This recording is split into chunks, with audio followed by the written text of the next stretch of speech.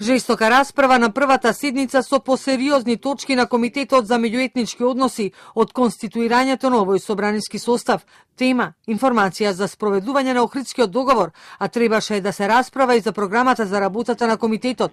Седницата не продолжи, немаше кворум. Не е во ред на овој начин да излегувате на говорница да земете збор без да ви дадат. Вие како председател немате право да ми го земете право. Тој е подпредседател, тој е предлагач на извештајот и тој подпредседател кој што е избран од собранието. ДП иду и на различни страни. Првите, рамковниот не го признаваат, за вторите, тоа е рамка по кој треба да се развива Македонија.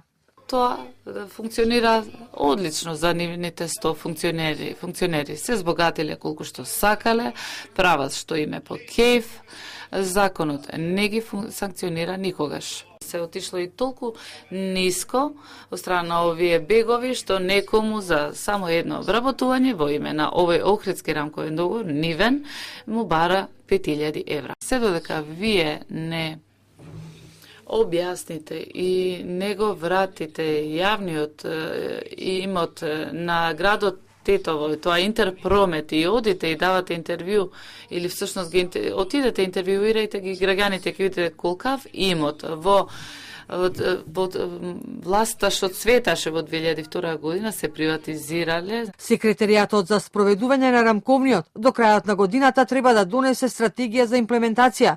На седницата на 15 јули ќе бидат поканети и Министерството за финансии, Народниот правобранител, невладини организации. Се очекуваат сугестии за финализирање на документот.